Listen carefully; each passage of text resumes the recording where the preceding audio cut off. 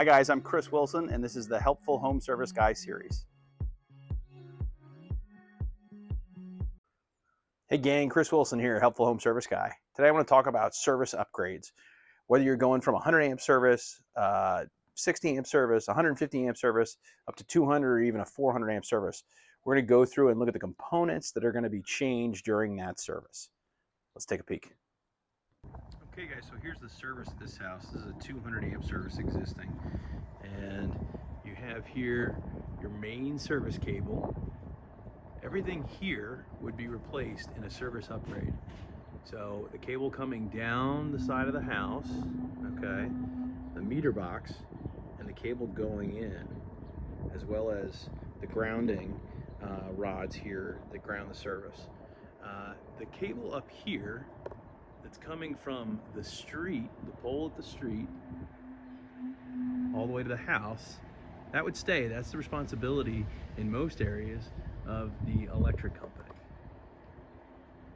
Okay, so here's the grounding for this service.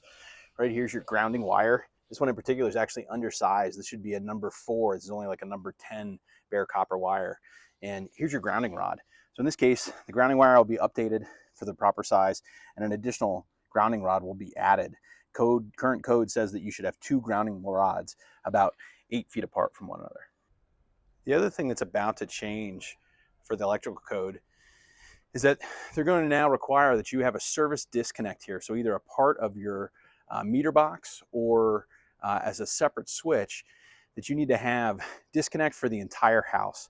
So that if there's ever an emergency, a fire, that emergency first responders can come, shut power off in one spot, and know that they've just killed power to the whole building.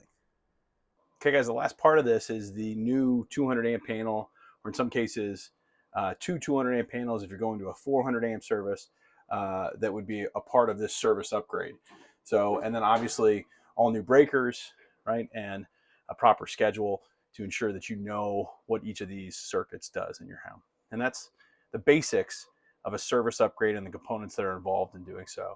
So if this is something you think you might need in your home, please give us a call, and it's something we can certainly help with. Thanks for listening.